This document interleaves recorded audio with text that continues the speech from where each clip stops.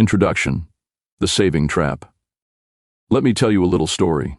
There was once a man who inherited a small but beautiful village. It wasn't fancy, but it had fertile land, clean water, and friendly neighbors. Life was good. But the man had one problem. He was terrified of losing what he had. He feared thieves, invaders, unexpected storms, bad luck, you name it. So he did what any overly cautious, slightly paranoid person would do. He built a wall, not a small fence. No, a huge, towering, impressive wall. The kind of wall that says, "Stay away, I'm protecting something important inside here." The villagers cheered at first. They felt safer. The man felt smarter. Everything seemed perfect. Until someone noticed something strange. Fewer traders were coming into the village. Travelers stopped visiting. Markets got quieter. The baker said the flour shipments were delayed. The blacksmith said he couldn't get new metal, and slowly, the lively little village began to feel like a beautifully protected prison. Nothing came in, nothing went out. The man had saved his village so well that he accidentally suffocated it. That's what saving money does when you push it too far. And look, I get it. Saving feels good. It feels safe. It feels responsible. Saving is basically the financial equivalent of wearing a helmet indoors, unnecessary, but no one will judge you for it. Somewhere along the line, saving became a modern religion. Cut coffee, cut fun, cut life, save every penny, as if the secret to wealth is simply holding your breath longer than everyone else. But here's the truth nobody likes to say out loud.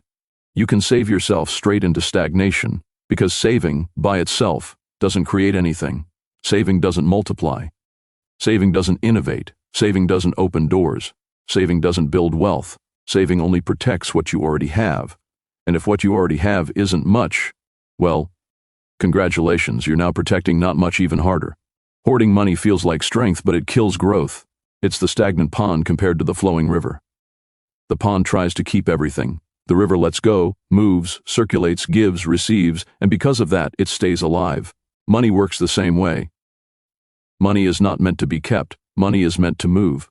When money moves, it transforms. It buys knowledge. It buys access. It buys time. It buys leverage.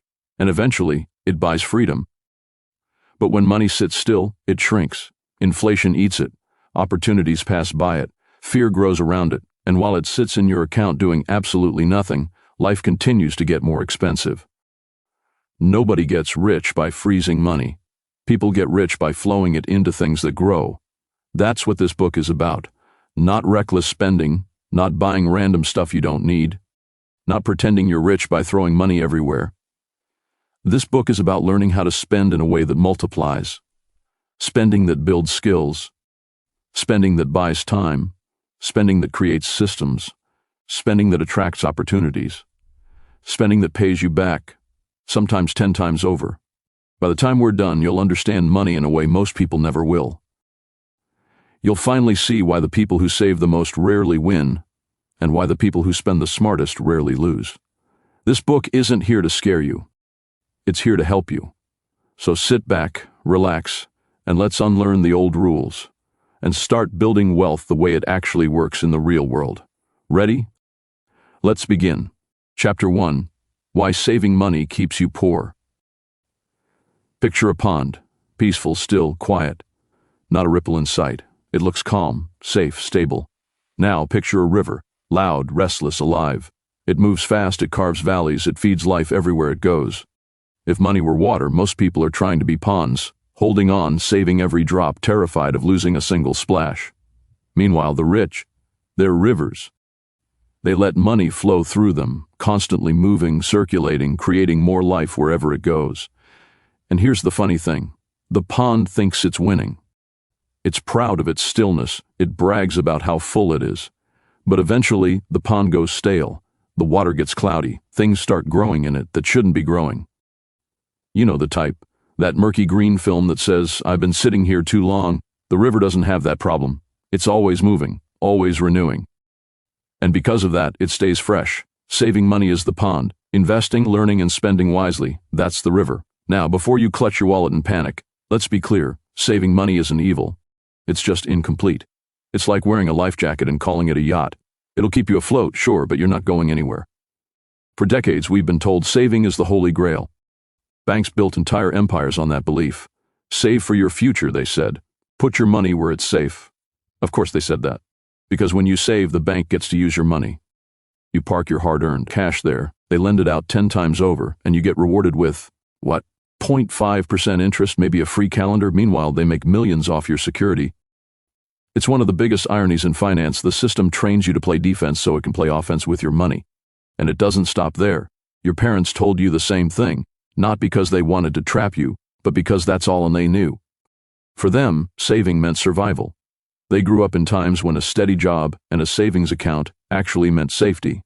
But times changed. The world didn't. Inflation eats savings like termites eat wood, slowly, quietly, until one day the structure collapses and you wonder where it all went. You save $1 today, and 10 years later, that dollar buys half of what it used to. You think you're being responsible, but in reality, you're slowly paying a hidden tax called time, and the opportunity cost? That's the killer. Every dollar you keep locked away in fear is a dollar that could have been learning how to make friends. Could have been out there working, building, multiplying. Instead, it's just sitting, doing absolutely nothing, collecting dust while life moves on without it. Let me tell you a story. 2 friends, Jake and Marco. Same age, same jobs, same salaries. Both hard-working guys. Jake followed the rule book, saved 20% of every paycheck, didn't take risks, lived below his means. Marco had a different mindset. He spent on things that made him uncomfortable. A sales course, networking events, mentorship, tools for his side projects. While Jake was clipping coupons, Marco was buying books and plane tickets. At first, Jake looked smarter, his savings grew. Marco looked reckless. He was spending, experimenting, failing sometimes. But he was learning, his network grew, his skills sharpened. 5 years later, Jake's savings were still in the same bank account, slowly losing value to inflation. Marco, he'd built a small business. The same guy who spent too much now had multiple income streams, freedom to travel, and a lot more money flowing through his life. Jake had savings. Marco had leverage. Jake was safe. Marco was free. That's the real difference. Saving might protect you from loss, but it also protects you from growth. It keeps you stuck at the level you started. You can't save your way to wealth any more than you can diet your way to strength. At some point, you have to lift something. You have to take that stored energy, that money you've been guarding like a dragon, and put it to work. Saving is a pause button. Wealth is built on play. So no, I'm not saying throw away your savings or live recklessly. But you need to stop worshiping the idea of safe money. Safe money is slow death. Money only means something when it's moving, through investments, through ideas, through people. It's supposed to circulate. It's supposed to grow. It's supposed to do something. The goal isn't to die with a pile of cash that's been sitting still for 40 years. The goal is to build a life where your money is alive, working harder than you ever could. Because the truth is simple. You can't save your way out of the system. You have to learn how to use it. And once you understand that, you'll never look at money the same way again. Chapter 2. The rich don't save, they allocate. Let's play a quick game of imagination. Picture 2 chess players. One is new to the game, a little nervous, a little cautious. The other is a grandmaster. You can tell by how he looks at the board, calm, calculating, completely unfazed. Now the nervous player clutches his pawns like they're gold bars. Every move feels dangerous. He doesn't want to lose anything, so he barely moves at all. Meanwhile, the grandmaster? He sacrifices pawns left and right, because he understands the game. That's the difference between the average saver and the wealthy allocator. The saver is emotionally attached to every dollar, like a parent who can't let their kid leave the house. The allocator knows money has to move to win. Money is a chess piece, not a trophy. You don't protect it, you position it. The rich don't save money, they assign it. They tell it where to go, what to do, and how to come back with friends. Every dollar has a job, a mission, a timeline. No one's sitting around collecting dust in a savings account singing the national anthem of safety. The problem with saving is that it feels productive when it's really emotional. Saving gives you comfort. Allocation gives you control. When you save, you're saying, I'm scared to lose. When you allocate, you're saying, I'm prepared to grow. And that's not just motivational talk. It's a structural difference in how people think about money. Most people see money as the goal. Rich people see it as the tool. Think about it. When you see a carpenter, do you praise him for how well he stores his hammer? Of course not. You praise him for what he builds with it. Money works the same way, but we've been trained to worship storage. Banks love it when you save. They smile when you deposit. They call you a valued customer because your fear funds their power. They take your safe little savings, lend it out 10 times over, and make more money in a week than your interest rate will pay you in 5 years. They're the grandmasters. You're the pawn hoarder. Here's where allocation changes the game. The rich spread their money like seeds across different fields. Not recklessly, but intentionally. Some goes into investments that compound. Some goes into systems that buy back time. Some goes into relationships that open doors. Some goes into fun, because joy too is an investment in energy. They don't cling to cash because they understand the bigger risk is letting opportunity slip by while your money naps in an account. Let me tell you a story. A few years ago, there were two small business owners, Lisa and Dan. Both owned similar shops, both made good money, and both worked hard. Lisa was the cautious one. She believed in saving. Every time she made a profit, she tucked it away for a rainy day. She took pride in her growing bank balance. It was her badge of honor, proof of her discipline. Dan, on the other hand, didn't save nearly as much. He used his profits to improve his store, build an online presence, train his staff, and run ads. Lisa thought he was being reckless. 5 years later, Lisa's savings account looked healthy, but her store hadn't grown much. Business was steady, predictable, and stuck. Dan's store? It had tripled in size. He'd opened 2 new branches, hired a manager, and was now making money even when he wasn't there. Lisa had savings. Dan had systems. Lisa was protecting what she had. Dan was multiplying it. And the best part, Dan still had money, but now it was working for him. The difference wasn't intelligence, it was perspective. Lisa's money sat still. Dan's money moved with purpose. That's what wealthy people do. They give money direction. They don't say, I'll save what's left. They say, I'll allocate before I earn. They decide in advance, this part goes into growth, this part into freedom, this part into protection, this part into living. It's not chaos, it's choreography. Here's the secret nobody tells you. Money gets bored. Leave it sitting too long, and it finds someone else to work for. That's why stagnant money always leaks away, whether through inflation, temptation, or bad timing. So the next time you're tempted to save your way to safety, remember this. The goal isn't to protect every pawn, it's to win the game. Money sitting still is money in danger. Money in motion is money alive. You don't need to save more. You need to allocate better, because wealth doesn't belong to the cautious, it belongs to the strategic. Chapter 3. The Energy of Money. Imagine a sailor standing on the deck of a ship staring at the sea. The sails are up, the sun is shining, but there's no wind. The ocean is still, flat, quiet.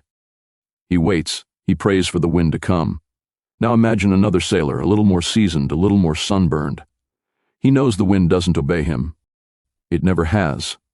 It comes and goes when it pleases. But when it does arrive, he's ready.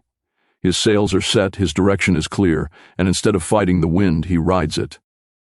That's how money works. You can't control it. You can't trap it. You can't predict exactly when it will blow your way. But you can learn how to catch it. You can align yourself with it, set your sails, and move in its direction instead of standing there yelling at the ocean. Most people treat money like the first sailor. They either wait for it to show up or try to force it into doing what they want. They tighten their grip. They chase every little gust, and then they complain when they feel exhausted and stuck. But here's the secret. Money doesn't respond to force. It responds to flow. There's an energy to money that most people completely misunderstand. It's emotional before it's logical. Fear, guilt, greed, control. Those 4 feelings drive most financial decisions on earth. And all 4 are bad captains. Fear makes you hoard. Guilt makes you self-sabotage. Greed makes you overreach. And control makes you rigid. And rigidity is the enemy of wealth. Money hates tension. It moves toward confidence, clarity, and direction. Think about it. Have you ever noticed that opportunities seem to show up more often when you're doing well, feeling certain, and acting with purpose? It's not luck. It's energy. When you move with confidence, people trust you. Doors open, deals appear. When you move with fear, everything feels forced, resistant, awkward. Money senses that. If you treat money like something to control, it will always feel scarce. But if you treat it like something to work with, it becomes loyal. It starts to flow with you. I once met an entrepreneur who learned this the hard way. He was brilliant, a hard worker, strategic, and sharp. He built a small tech company that started doing really well. But somewhere along the way, success made him scared. He stopped taking calculated risks, stopped reinvesting, stopped trusting his instincts. He told me once, "I just don't want to lose what I've built." That was the moment it started slipping away. He cut spending to the bone, paused marketing, refused to hire. He held everything so tightly that the business couldn't breathe. Competitors moved faster, his team burned out, and in 2 years the same company that had been thriving was gasping for air. He hadn't failed because he was reckless. He failed because he was afraid. He stopped flowing with the energy of money and started trying to control it. When he told me this story years later, he laughed and said, "I built a dam when I should have built a bridge." That line stuck with me. Money is energy. It's like breath. You inhale it, you exhale it. You earn, you spend, you circulate. Stop either process and you start suffocating. People who hoard money are like people who hold their breath. They think they're preserving life, but they're actually running out of it. If you look at the wealthiest people in the world, you'll notice something interesting. They move money constantly. They invest, they give, they buy, they sell, they reinvest. Their money is in motion all the time. They don't panic when it leaves because they know it's coming back in another form, bigger, stronger, transformed. The poor mindset says, "I can't afford to let go." The rich mindset says, "I can't afford to stay still." It's the same wind, the same sea, but a completely different way of sailing. The key is alignment. When you understand that money is a current, not a cage, you stop clinging and start flowing. You stop trying to predict the wind and start learning how to ride it. So ask yourself, are you standing on the deck waiting for life to move, or are your sails ready? Because the energy of money doesn't wait for permission, it waits for direction. Chapter 4, The Smart Way to Spend. There's a timeless story about a farmer who went out to his field with a bag of seeds. He looked at the dry ground, sighed, and thought, "If I plant these, I'll lose them. Better to keep them safe." So he stored the seeds in a barn, safe from the wind and rain. Days turned to weeks, weeks to months. When planting season came again, he opened the bag, only to find the seeds had died. Useless, brittle, lifeless. That's how most people treat their money. They're so afraid of losing it that they never let it grow. They see spending only as consumption, as something that reduces what they have, not something that can expand it. But the truth is, not all spending is created equal. There's a dumb way to spend, a smart way to spend, and a strategic way to spend. And once you learn the difference, everything changes. Let's break it down simply, because the rich already do this intuitively. There are 3 categories of spending. 1. Consumption. This is the money that disappears, the coffee, the gadgets, the fancy shoes, the takeout you don't even finish. It's the kind of spending that feels good for a moment and then quietly evaporates. Now don't get me wrong, consumption isn't evil. We all need comfort, enjoyment, and fun. But when consumption dominates your financial life, you're essentially eating your seeds. You're using tomorrow's opportunities to pay for today's entertainment. Most people live in this category. That's why their money never seems to stick around. 2. Investment. This is where the smart spending begins. Investment spending is about planting, putting money where it has the chance to multiply. When you invest, you're not buying, you're building. That could mean investing in a course, a business, a relationship, a tool, or an asset. Anything that makes future you wealthier, smarter, freer, or stronger. Every dollar you invest is a seed planted in the soil of potential. But investment takes faith because you don't see immediate results. The soil doesn't whisper, "Good job, farmer." It just sits there quietly while the magic happens underground. That's where most people lose patience. They want instant harvest from freshly planted seeds. But the smart ones know time and consistency are part of the deal. 3. Leverage. Now, here's the one most people never reach. Leverage spending is when you use money to multiply not just your wealth, but your capacity.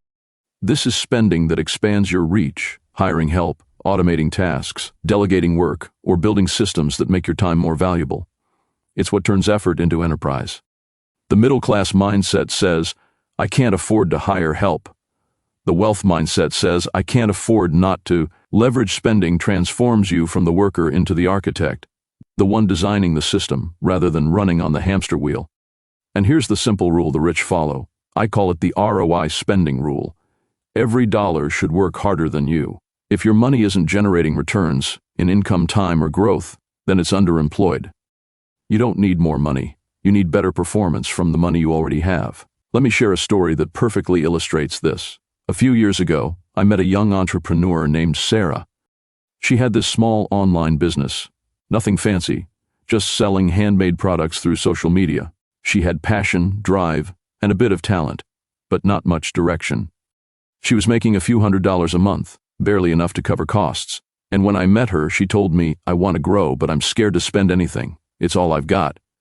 Her total savings? $2,500.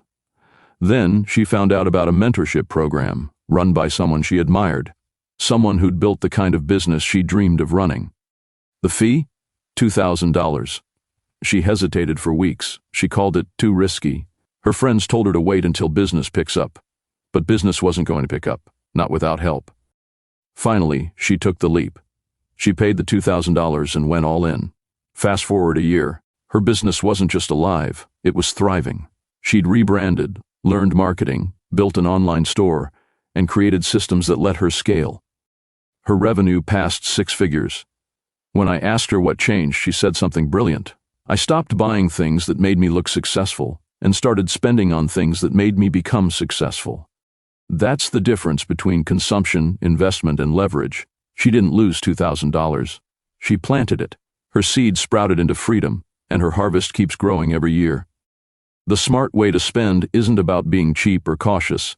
It's about being clear. You don't spend to feel good. You spend to grow good.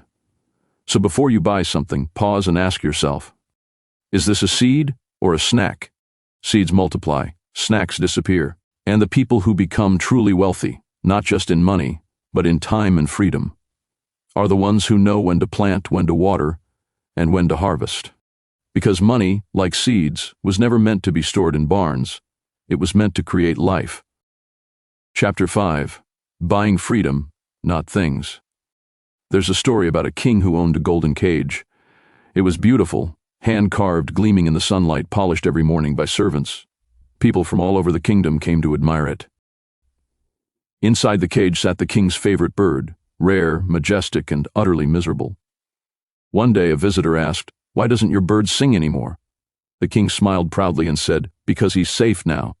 That's how most people live. They trade their freedom for comfort, their time for status, and their joy for the illusion of safety. Their cage is shiny. It has a nice logo on the car, an expensive zip code, and maybe a promotion to go with it. But it's still a cage. And here's the kicker. It's not even real gold. It's gold-plated debt, polished with anxiety, and lined with obligations. We were raised to believe that money is for buying things. Houses, cars, vacations. But here's the truth that most people never learn. The smartest people don't use money to buy things. They use money to buy freedom. Freedom is the ultimate luxury, the ability to wake up and decide what to do with your day, your mind, and your energy. Everything else is just decoration. The difference between the middle class and the wealthy isn't just income, it's intention. The middle class spends money to look rich. The wealthy spend money to be free. Here's a simple thought experiment. Imagine you wake up tomorrow and your calendar is completely empty. No job, no deadlines, no pressure. What would you do? That's freedom. Now ask yourself, how much of your current spending moves you closer to that feeling, and how much just distracts you from not having it? See, when you buy things, you're trading time for comfort. When you buy freedom, you're trading money for control. And control over your time, your energy, and your attention is what actually makes life rich. Now, freedom doesn't always mean quitting your job and running off to a beach. Though honestly, it's not a bad plan. It means setting up your life so that money works for you, not against you. That's where systems, delegation, and automation come in, the 3 unglamorous words that quietly build independence while everyone else is busy chasing motivation. I once knew a high-powered executive named Daniel, brilliant guy, great at what he did, but he was drowning, constantly on calls, traveling, running on caffeine and adrenaline. On paper, he was living the dream. In reality, he was barely living. He told me once, half joking, "I make 7 figures but haven't had a 7-hour night's sleep in years." Eventually, his body caught up with him. Stress, exhaustion, burnout. He had to take a forced break. That was his wake-up call. When he came back, he decided to rebuild differently. Instead of trying to do everything himself, he began outsourcing, both in business and in life. He hired a personal assistant, a house manager, and a virtual team to handle the repetitive parts of his work. He automated his finances, systemized his business, and delegated the decisions that drained him. And the funny thing? His income increased. He wasn't working harder, he was working clearer. One day over coffee he said, "I used to spend money to feel in control. Now I spend money to be in control." That stuck with me. He'd finally learned the real secret. Freedom isn't free, it's paid for strategically. Every system you build, every task you delegate, every process you automate, that's you buying back minutes of your life. And minutes are worth more than money because they're the one thing you can't earn back. Most people spend their lives buying golden cages, new cars, luxury brands, endless upgrades, and then wonder why they still feel trapped. They're trying to buy happiness when what they really crave is space. But here's the irony: when you stop buying things to impress people who don't care and start spending money to buy time, peace, and autonomy, that's when life starts feeling rich. The wealthy aren't obsessed with possessions, they're obsessed with options. The goal isn't to have more, it's to need less.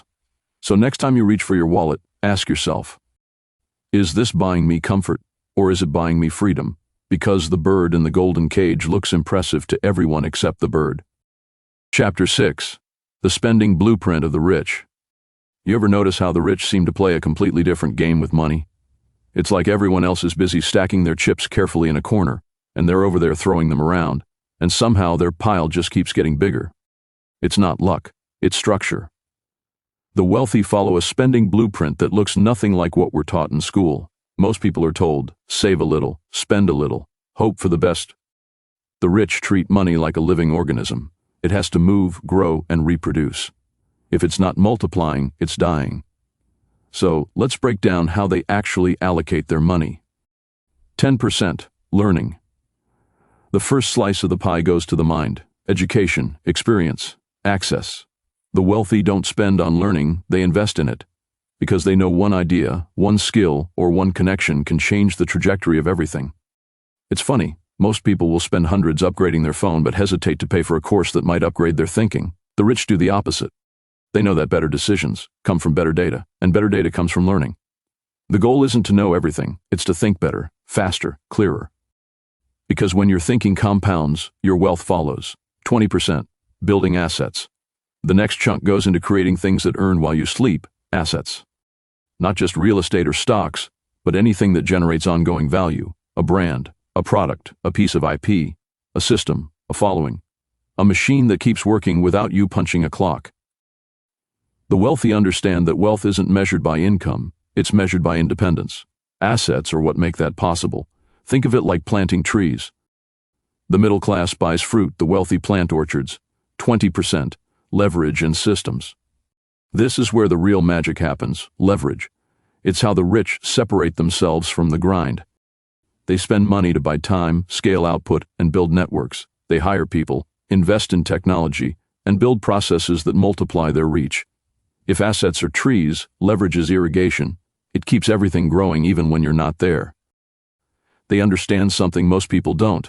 There's a limit to how much effort one person can give, but no limit to how much effect a system can create. 10%. Lifestyle. Now this part surprises people. The rich do spend on themselves. But it's intentional, not impulsive. Luxury isn't their identity, it's their reward. They buy what brings joy, not validation. They don't need to prove they're rich. That's what people who aren't sure try to do. The wealthy spend on what energizes them, restores them, or expands their worldview. That could mean travel, art, fine dining, or a quiet cabin in the woods. The point is, lifestyle is a tool for balance, not a trophy for ego. 40%. Liquidity and new opportunities. Here's the big secret. The wealthy always keep dry powder. Not because they're scared, but because they're strategic.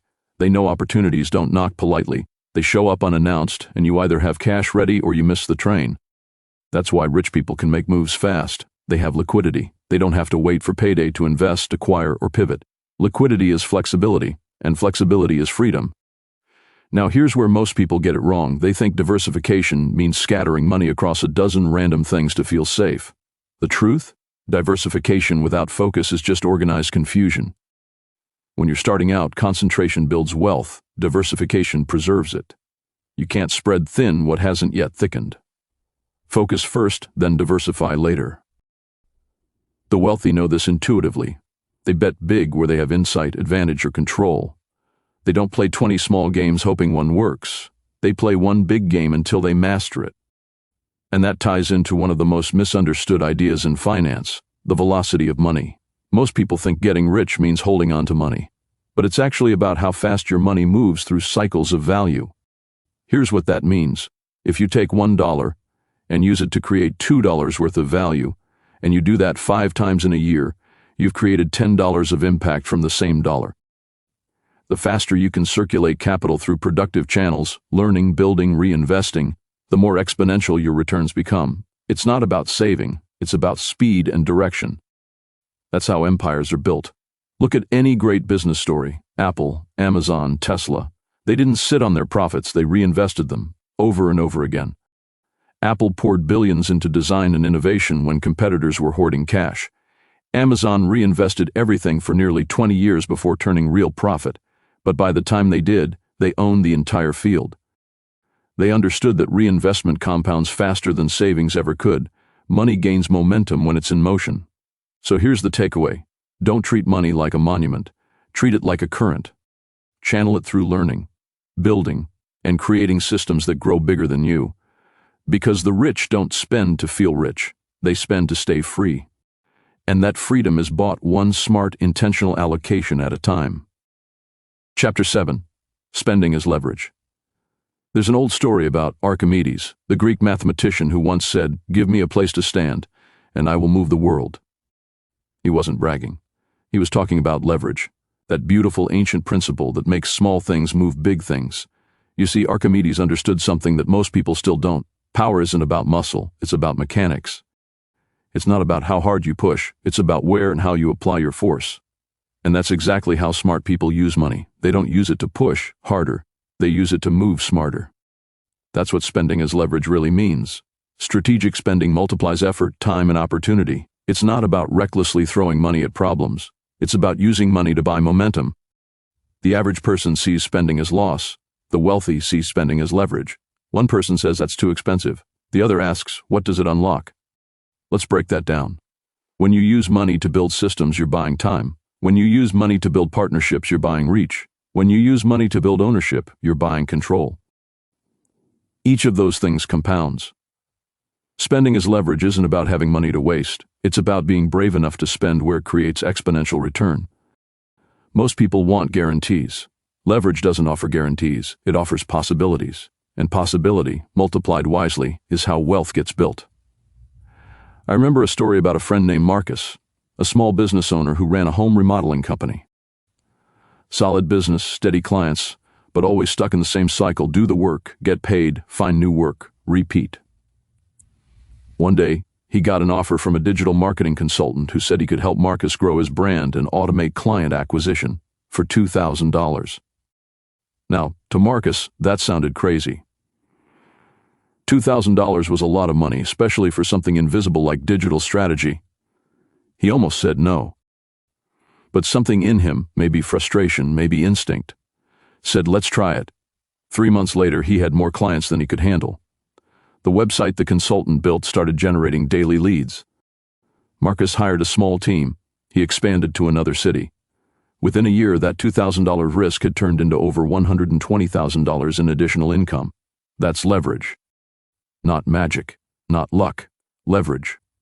He didn't work 10 times harder. He worked the same, but his money started working harder than him.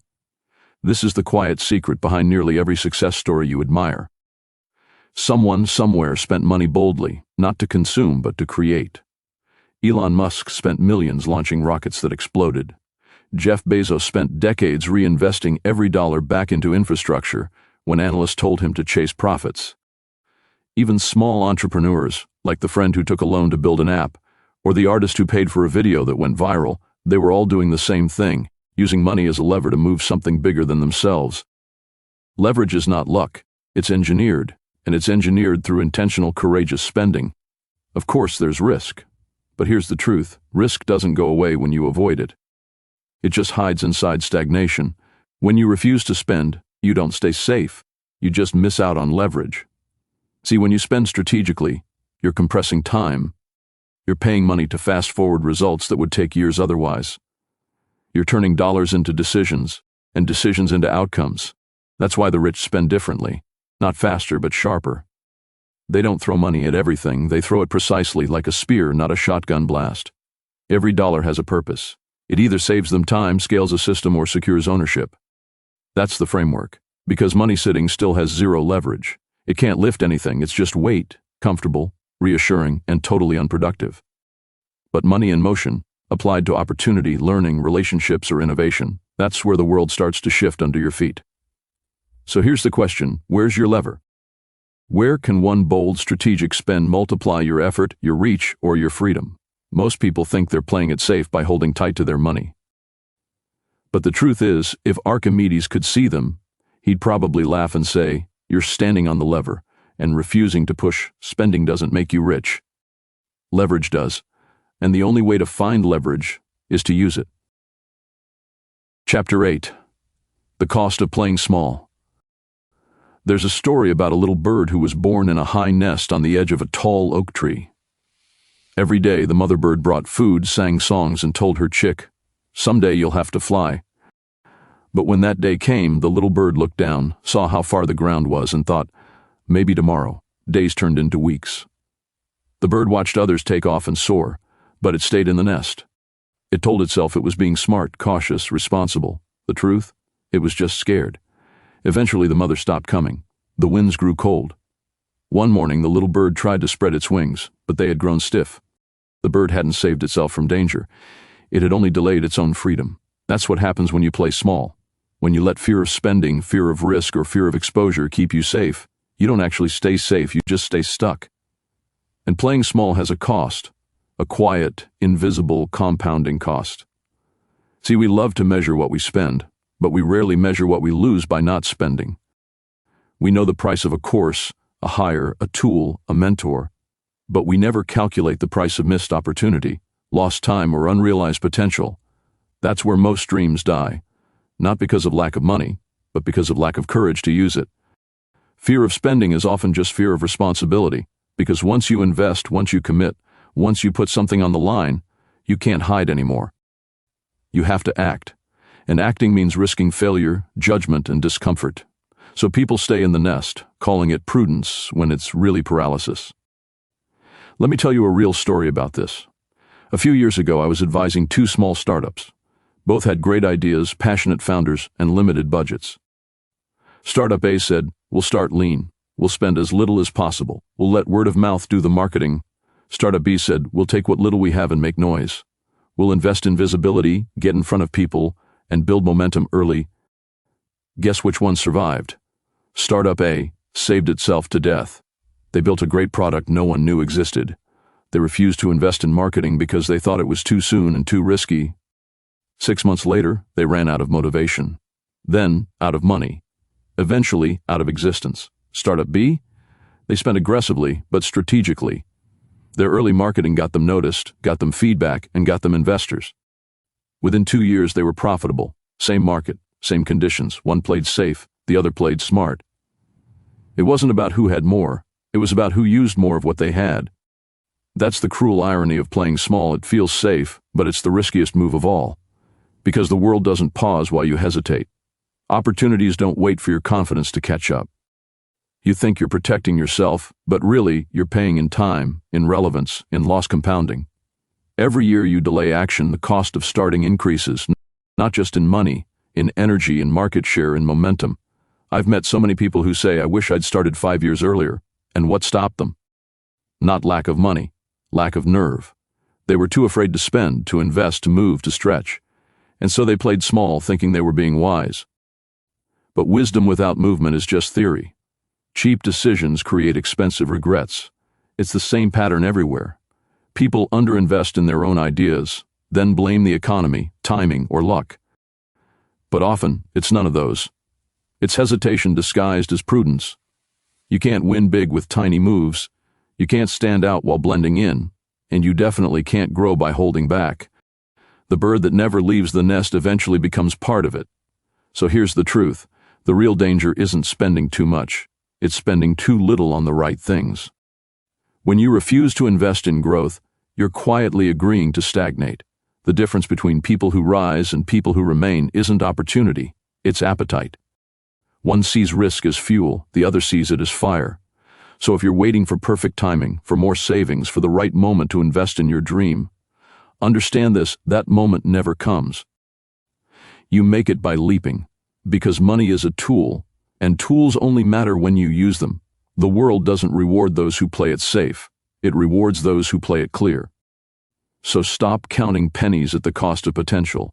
Stop building smaller cages and calling them security. Spread your wings, spend to grow.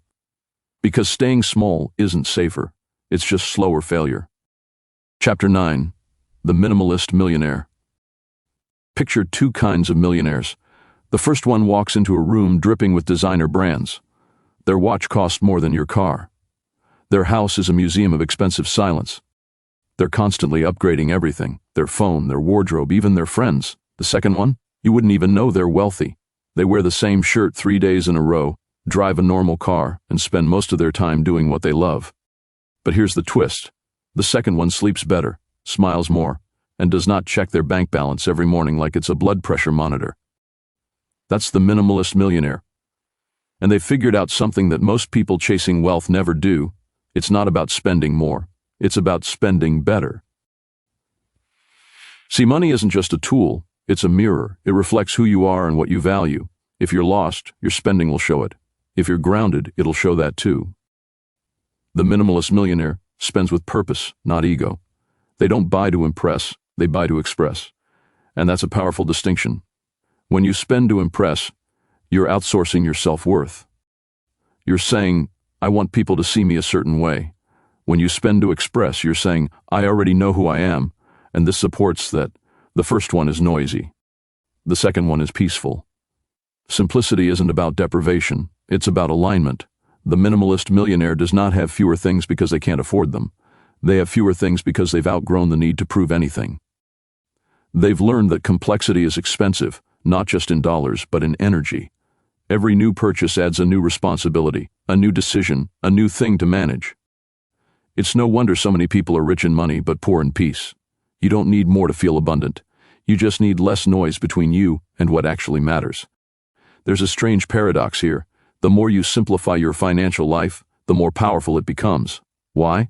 Because clutter blocks clarity, and clarity is the ultimate form of wealth. The minimalist millionaire isn't chasing accumulation. They're cultivating flow. They let money move easily, in, out, through, around. They don't hoard it, they harness it. They understand that financial peace isn't about the size of your account, it's about the smoothness of your flow. When you're aligned, your money decisions start feeling light, not heavy. You stop asking, can I afford this? And start asking, does this serve who I'm becoming? That's a completely different compass. I once met a man named Victor, a quiet investor who'd built real wealth over decades. You'd never guess it from looking at him. Plain jeans, old laptop, modest home. But he had ownership in 5 companies, a growing portfolio, and complete control over his time. When I asked him why he lived so simply, he said, because every extra thing I own has a little string attached to my energy. I don't like too many strings. That line stuck with me. Minimalism isn't about scarcity, it's about focus. It's not saying, I don't want much. It's saying, I want only what multiplies me. That's why the minimalist millionaire isn't stingy, they're strategic. They still spend, but only on things that elevate their life, expand their freedom, or deepen their joy. They'll spend $10,000 on learning but think twice about buying another car.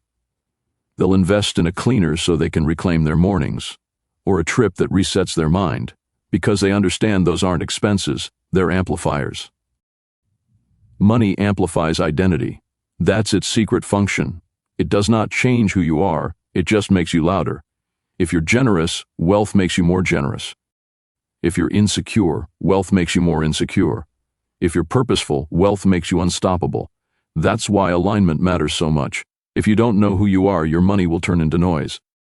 But when you do know, your money turns into music. The minimalist millionaire knows that the goal isn't to own more. It's to need less so you can create more. They've learned the difference between full and fulfilled. One is about stuff, the other is about self. And that's the quiet power of intentional wealth. It frees you from the performance of success so you can actually live it. So if you ever catch yourself chasing the next upgrade, pause and ask, am I expanding myself or just decorating my cage? Because true wealth does not glitter, it glows. And the richest people you'll ever meet are the ones who stopped trying to look rich the moment they finally became free. Chapter 10. The Freedom Flow. Stand by the ocean for a while and you'll notice something about the tide. It never holds back. It does not hoard the water. It does not cling to the shore. It does not resist the pull of the moon. It flows in, it flows out, perfectly balanced in rhythm. That's how real wealth works. Money, like the tide, is meant to move. It flows in when you create value, and it flows out when you deploy that value into the world again. The problem is most people are afraid of the outflow. They want the tide to come in but never go out. They want wealth without motion, but motion is what keeps it alive. Wealth has rhythm. Earn, spend, circulate, grow, over and over again. The moment you stop that rhythm, when you start clutching, hoarding, holding, that's when things begin to dry up. You can't have abundance without movement. You can't have flow without trust. Money is energy, and energy needs somewhere to go. The freedom flow is what happens when you finally stop treating money as a prize and start treating it as a current. You let it move through you, to people, to projects, to opportunities, and in that motion, it grows. See, most people think wealth is a lake. Still, calm, something you build up and admire. But the wealthy know it's a river, wild, powerful, and constantly shifting. You can't own a river, you can only learn to sail it. There's a story I love about an investor named Lena. She wasn't the richest person in her city, but everyone wanted to partner with her. Why? Because she had flow. She gave freely, invested boldly, and never seemed afraid of spending. When others clutched their wallets during tough times, Lena doubled down. She supported ideas she believed in, backed people who needed a shot, and trusted that what she gave would come back multiplied. And it always did. Not because she was lucky, but because she understood flow. When her peers were obsessing over their net worth, she was obsessing over circulation. Where is my money moving? Who is it helping? What is it building? That's the language of real wealth. The universe does not reward stillness. It rewards movement, creation, contribution. The rule of flow is simple. Motion creates expansion. When you circulate money, wisely, intentionally, with confidence, it does not just return. It returns bigger, stronger, faster. It's not about reckless spending. It's about courageous circulation, about trusting that what you give energy to will grow. Freedom is the final stage of wealth, not the number in your account, but your relationship with money itself. Freedom means you don't wake up thinking about scarcity. You don't panic when you spend. You don't attach your worth to your wallet. Freedom is when you can let money move through your life like oxygen, necessary, natural, and abundant. The people who reach that level aren't the ones who save the most. They're the ones who flowed the best. They learned to give when it felt uncomfortable, invest when others hesitated, and spend on things that made them more effective, more joyful, more alive. Because when you stop fearing the outflow, you start attracting the inflow. The tide always returns. And that's the truth most people miss. Money isn't lost when you spend it. It's only lost when you stop it from moving. At its core, money is just movement. It's a story of energy being exchanged, from your ideas to your actions to the world and back again. So the goal isn't to build a fortress of cash. It's to create a current of freedom. Earn with purpose, spend with intention, circulate with confidence, grow through motion. When you live that way, money becomes less of a master and more of a companion. Something that flows with you, not something you're always chasing. And that's when you finally realize wealth was never about the accumulation. It was always about the flow, because in the end, still water stagnates. But flowing water, it shapes the world. Epilogue. Money moves for you when you move for it. There's a story about a torch, one flame burning bright in the night. You can use that flame to light another torch, and another, and you'll notice something magical. The original flame does not get smaller.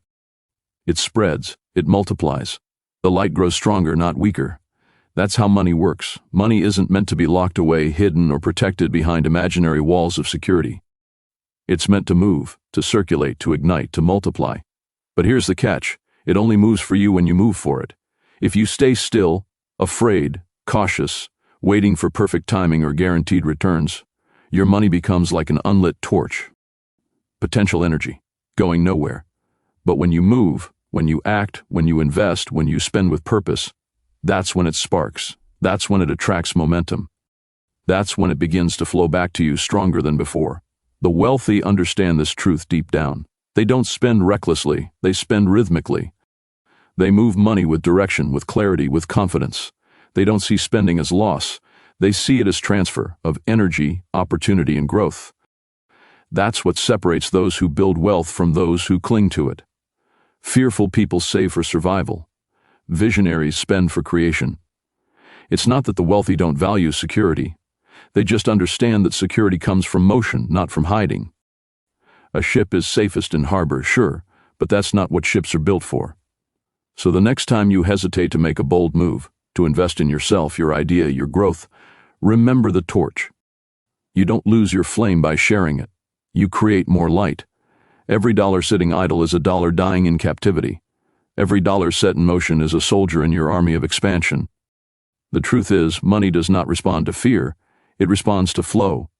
When you move with clarity, when you make decisions from purpose instead of panic, when you direct money toward creation instead of protection, it starts to move for you. That's the ultimate shift. Because the rich don't fear losing money, they fear losing motion. They know that as long as they stay in movement, learning, building, circulating, they'll always attract more. So take the torch, light the next one. Move your money with meaning, not just to grow your wealth, but to grow your world, because the game was never about how much you could keep. It was always about how far your flame could go.